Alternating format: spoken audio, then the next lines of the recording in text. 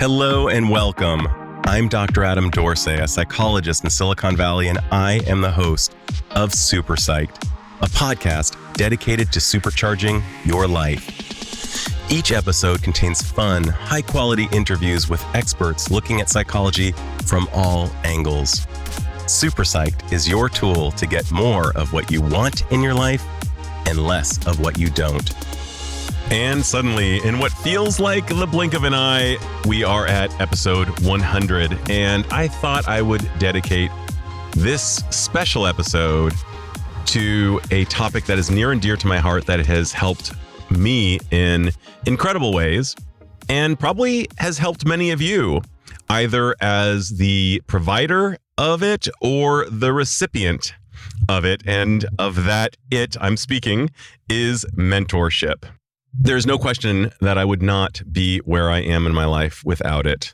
The mentors who have contributed to my thinking, my habits, and everything else, professionally and personally, I cannot say enough good things. So let's take a little time to just kind of unpack what I'll be talking about. I'm going to be talking about what mentorship is.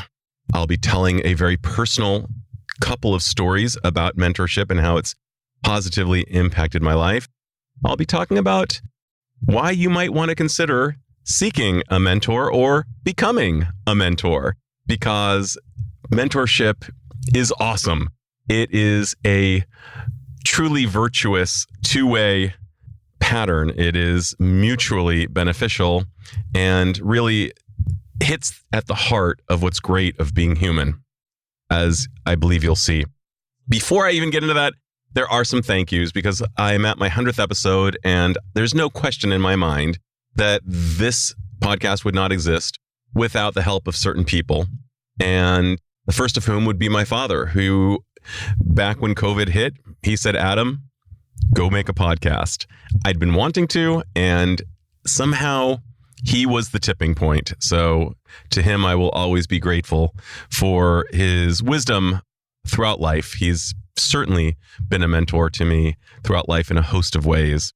And my former professor, Dr. Bonnie Burnell, who has subsequently become my friend and certainly my mentor in all things relating to the practice of psychology. She's also been a great supporter of this podcast and even a guest.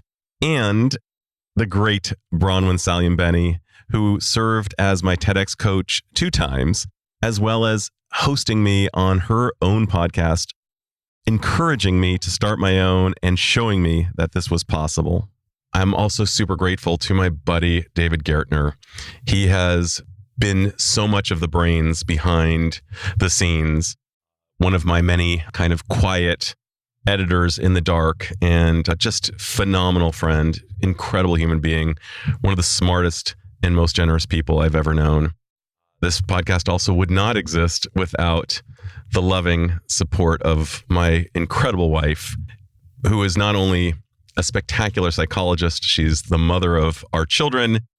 I cannot even begin to address how fortunate I am that somehow our paths crossed and that she opted in to be with me. So every day I'm super grateful for that. All right, let's get into it. So first off, what is mentorship? The word mentor actually comes from an ancient Greek idea, and the opposite of the mentor means the protector. And it's the person who can act as a teacher, an instructor, an elder, someone who knows something that the younger protege, notice I didn't say mentee, but I said protege. That's the opposite of the mentor. It's the mentor-protege relationship. The mentor is the protector. The protege is the protected, interestingly. And these relationships take many forms, professionally, personally, spiritually. You see it in the movies and on TV. Famous ones include people like Mr. Miyagi in The Karate Kid, of course, Yoda and Obi-Wan Kenobi in Star Wars, and more recently in Parks and Recreation, Leslie Knope is a spectacular mentor, one of my favorites in recent memory. But a mentor is a person on average who sees the hidden gem, perhaps the pearl inside of the shell that no one would ever think to open up. metaphorically, the diamond in the rough. They notice a gift that the protege may not even be aware of. And somehow the mentor helps bring that forth so that the protege can use it to the benefit of everyone. Imagine a world in which a great musician who wouldn't be that great musician or a great writer or a great actor didn't have that mentor who recognized who that person was. Of course, there are people who knew without a mentor, and I'm not speaking about them, but there are a great many of us who have relied on a kind elder. And when I say elder, I don't necessarily mean in years, because a mentor can actually be younger, but someone who perhaps has cultivated skills that somehow appear more mature or seasoned than the recipient, the protege. All right. So how did it benefit me? Well, it cuts very close to home for me. Many of you know that I have ADHD of the inattentive type. So I was the guy who was looking out the classroom window and spacing out, daydreaming. And I also had an undiagnosed reading disorder, some non-specific version of dyslexia that caused me to hate reading. And that's going to come into the story in a big way. I was able to get through high school and I got into a good college and I was able to kind of BS my way through high school. I'm a little bit embarrassed to admit that because it was through the use of things like Cliff's Notes instead of reading the book, because I had that dyslexia, I had that reading disorder, which made reading an inordinately difficult task for me. So my first semester in college, I ended up with a 2.2 GPA. I am not joking. You heard that correctly, 2.2. And I was thinking about dropping out. And my roommate, who was also one of my closest friends, David Strauss, told me about his academic mentor, who was the most popular professor on campus. Everybody was nuts about Alan Greenberger. And David said, go talk to Alan. He's incredible. And I said, David, I'm not sure it's going to really help. And I finally did wait in line. Alan had a line out the door every office hour that he had. There was always a fairly long line of people waiting to talk to him. Many people really relied on him for his intelligence. And he was such a beloved person that kind of like in Tuesdays with Morrie, if you've read that book, he was very much like a Morrie. He was a professor of Asian studies and history. And I went into his office on a Friday afternoon and I said, Dr. Greenberger, I'm thinking about dropping out of college. And he said, tell me more about that. And I said, well, I'm not doing well in school. And I think probably something about my character. I probably don't appreciate school enough. By the way, folks, that was not true. It turns out I did appreciate being in school quite a lot. I just didn't know what my problem was. And he said, well, yeah, it sounds like a great idea. You probably should consider dropping out. And I said, what? And he said, why not? And I said, well, because I'm better than that. And he just looked at me and said, no, you're not. He said, listen, it's Friday. I need to get home. If you want to continue this conversation, come on in on Monday. So I walked out of his office, more like limped out of his office, and went to my dorm where I saw one of my hallmates. And I told her what had happened. And she said, don't ever talk to that man again. He's terrible. I said, actually, he's not. He's spot on. He's absolutely right. I'm not better than that. I need to figure out how I can stay in school and what's going on. And over the weekend, it hit me like a ton of bricks. The problem was I'd never read a book. I'd always been able to BS my way through by reading Cliff's Notes or some other way. And in college, that just wasn't flying anymore. So I went back to his office on Monday morning, and much to his shock, he did not expect to see me, I don't think. And I said, Dr. Greenberger, I figured out the problem and I have a solution. And he looked at me and said, okay. And I said, what I'd like to do is ask you if I could take an independent study with you, one-on-one, where you choose a book once a week and we meet for an hour once a week and you drill me on that book. It's a book that you know really well. And I'd prefer that the book not exist in Cliff's Notes. And he looked at me and said, Adam, I've been a professor for about 20 years and that is by far the strangest proposal I've ever received. And then he smiled and said, I'm in. Here's your first book. Come see me next Tuesday at 2 p.m. He handed me a book by Kobo Abe, a Japanese author, an existentialist. It's called Woman in the Dunes. It was about 250 pages. And given how difficult reading was for me at the time, I would say that I was reading at approximately 8 pages an hour, maybe 10. So it took me well over 25, possibly 30 hours to read. And I wrote notes upon notes. I was not going to let Dr. Greenberger down. I was going to show up in his office, letting him know, just like the Karate Kid with Mr. Miyagi, that I had done my work. I showed up on Tuesday, bleary-eyed, and he drilled me on Woman in the Dunes. And his questions were brilliant. He was a master of knowing the range of difficulty that any student could handle at any given time. And these are called the zones of proximal development. Some very highfalutin concept, but really important when it comes to education. And that is the end of the stretching point relative to a student's ability at a given time. And he was able to find mine quickly. And he basically caused me to stretch into every answer. And I was able to answer his questions, but they were all very difficult. It felt as though my brain was a toothpaste tube and he was squeezing out all the toothpaste. And by the time I left his office, bleary-eyed, he handed me a second book and said, come see me next week at Tuesday at 2. And this went on for a solid 12 weeks. I never let him down.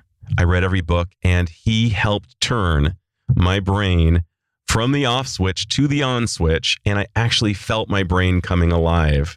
Things were happening in my brain that went into other classes. I began to realize that I could read all of the assignments on the syllabi, which were extensive. And even though it would take me a lot of time, and I spent pretty much all of my time in the study halls, in the libraries, just reading, because it took me so long. The real test of my dedication came on a particular Friday when my buddy Aaron came up to me and said, dude, U2 is playing in Vegas this weekend. Burke and I are going on a road trip and it's going to be epic. Well, this is exactly what college is all about. I should have been able to say yes, but I knew I couldn't say yes and do my reading for Dr. Greenberger. And I said, no, I can't do it. And Burke, who was some type of English major, wrote an essay or a short story about this epic road trip going to see U2 in their prime. By the way, Joshua Tree tour. Okay. So for those of you in the know, this was U2. Like, wow, this would have been amazing. But there was a character in his short story, Adam, shocker, who was the dork who didn't go on the trip because he stayed behind to study. So I took that bullet gladly because I knew that my relationship with my mentor was more important. So Alan, who he became known to me, formerly Dr. Greenberger, went by Alan. He became my friend over time, and I ended up taking his classes, all of his classes. And if he was teaching it, I was taking it. And I ended up double majoring in Asian studies because of him. I ended up going to Japan because of his influence. I ended up being in touch with him at least twice a month until he died. We spoke on the phone at least every other week. And every time we'd speak, he'd drop something brilliant that would cause my jaw to open because he was just so full of wisdom. And yet our relationship had become truly bilateral. We'd become true friends. I was one of the MCs at his retirement party, and I was near him just a few weeks even before he died. And to this day, I'm just so grateful to him. I think about him multiple times a week. My children, my wife, we all think about him quite a lot. So he was my academic mentor, and my professional mentor was Martin Dorner. I was working in a corporation in the San Francisco Bay Area, and my first boss was known as my tour mentor by one of my colleagues. He would routinely laugh when I'd come out of his office because I was always just clearly so sullen, and he referred to my former boss as my tour mentor. So it was funny that Martin came in. Martin was constantly in pursuit of excellence, and he was also one of the most generous souls I had ever known. He really took interest in people who were motivated to learn. And one of the things that he noted about me was that, Adam, you are super coachable. You are humble and willing to learn. And I like that. And I really wanted to impress Martin because he had a spectacular reputation in the company. Everybody revered Martin. He was always the smartest guy in the room, no matter how many people or who was there. And I remember giving a presentation I was known for giving quite well. And since Martin was my new boss, he was out in the audience. I was giving a presentation, and I walked back to my desk, super confident that, Martin was going to say, "You killed it, dude," in his memo. Instead, there was, in fact, a memo on my desk, and it had 20 bullet points. All 20 were criticisms of things I could improve about my presentation. And I read them, and he was right. At least he was right about 19 of them. And I did take up the one issue that I had with one of them, but I told him he was correct about the other 19. I thanked him for taking so much time to consider what I'd done and that I would implement all of his bullet points into my forthcoming presentations. And I did. From that point on, I just followed him and just tried to learn from him. And he saw in me that I was meant to be the mouthpiece of that office, that I was supposed to be the communicator. I didn't see that in me. He saw it in me, and he helped me bring that out into the world. And I would not be speaking on a podcast, interviewing people, let alone on my own, as I'm doing right now, if Martin hadn't been in the mix. So Martin was huge. Sadly, both of my mentors have passed, and both of them are very much in my consciousness on the regular. I'm perpetually feeling gratitude to them, and I do my best to pass it on as much as I possibly can. Yeah, I get a little choked up just thinking about either of these incredible men who blessed my life and without whom I wouldn't be halfway where I am today. Being a mentor is one of those great experiences that kind of revolves around the idea that givers can gain. The mentor receives so much in the process of giving. And Erik Erikson, who was one of the great psychologists who really spoke a lot about human development, actually identified a stage in a human's life somewhere in late adulthood where we wish to generate our knowledge. He called it generativity, where we have hard-earned wisdom, skills, and other jewels and gems that we wish to pass on to the next generation. And for those of us who imagine that it wouldn't be good for us to just give those things away, we'd be wrong, because we get so much from giving and cultivating those relationships and seeing that our hard-earned wisdom is carried on and that others can stand on our shoulders, so to speak. I've actually heard some people say, I'm a self-made person. I don't give out free rides. Okay, well, that is a perspective. I would challenge it, because one of the things that we know for sure is that when people are on their deathbeds, they regret love left on the table. And this is an opportunity to give love. So I'm just putting it out there. If any of you is considering becoming a mentor and sharing your hard-earned wisdom, there's a lot to be gained. And one of the other things that we also know for sure is that as people age and become elderly, one of the most frequently cited complaints is, "I don't feel useful anymore." And this is an opportunity for the elder to truly feel useful and relevant. For the protege, oh my goodness. Well, I've already spoken to why a person would want to seek a mentor. Many of my podcast guests cite their mentors. Steve Kerr, the head coach of the Golden State Warriors, cited Popovich as well as Phil Jackson as being his mentors. Dr. Edith Eger cited the great Viktor Frankl, the author of Man's Search for Meaning, which is also, by the way, one of the most frequently cited books by really, really successful people as being one of the most important books ever written. But Dr. Eger said she probably would not have become a psychologist had Viktor Frankl not been in her life. And I'm so grateful that that's not the case. Shelley Archambault cited multiple mentors as well as her love of being a mentor herself. Virtually everyone who has been on my podcast as a guest had mentors. So you can see this is a tried and true path for many successful people. So how do you find a mentor? Well, identify someone whose work you like a lot. And you're not going to want to ask them to please be your mentor. That's generally almost like asking them to please take me on as a project for free. Instead, what you'd want to do is perhaps meet with them briefly, know their work well. And by the way, people call me on the regular, grad students, college students, sometimes even high school students or new people in the profession. And they ask me for my help. I can tell you this, I am far warmer if I know that they have actually taken interest in my work. And that is true, by the way, for any mentor, rather than just, hey, can you please give me advice? Show the mentor, the prospective mentor, that you've taken great interest in their work.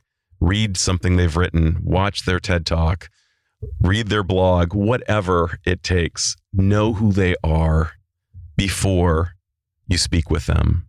And if they give you advice, follow up with them. Let them know how it goes. One of the most frequently cited grievances of experts is I get these calls and I give good advice and I never hear back. Follow up. It's a two-way relationship, and don't worry about them, quote, not wanting to hear about you. For those of you familiar with the Franklin effect, Benjamin Franklin found that people who are asked a favor begin to care about the plight of the person who's asking for the favor. They become champions of the person who's asking. They become natural protectors, and they also often feel very complimented. Wow, somebody takes enough interest in me to value my expertise. So stay in touch with the person. You might not hear back. That's okay. That means it's probably not going to happen, but you might. And if you really want to learn a lot, and you know that this person who could be your mentor has a lot of work, perhaps as a professor, ask if there's any internship that you can do under them or any free labor you can give them in response for learning from them. Kind of this beautiful, mutually beneficial synergy of sorts. Ask them if they're interested in that. And again, it might not be a match, but it really might be. And even if you get just a few gems, and even if you're able to give them only a few gems, that will have probably been worth it. Simon Sinek, the great author and thought leader, described his relationship with his mentor, in which he thanked his mentor for everything he taught Simon. And Simon's mentor said, shockingly to Simon, "Thank you for being my mentor." So sometimes these relationships really are bilateral to that degree. And sometimes these relationships change to the point where the former protege becomes the mentor of the previous mentor. So these are very fluid relationships. And I would say they do represent, when they are at their best, some of the best that humans have to offer in this lifetime. So I want to thank all of you for listening to my podcast. We have some really good content coming through. I've got some great guests lined up post 100. So thanks so much for listening. Can't wait to bring you more. And as dorky as this might sound, I am legitimately super psyched to be providing these episodes for you. Bye for now. This is Dr. Adam Dorsay, thanking you for listening to Super Psyched. If you know anyone who might like it or who might benefit from listening, share it. And if you like the episode, please hit subscribe.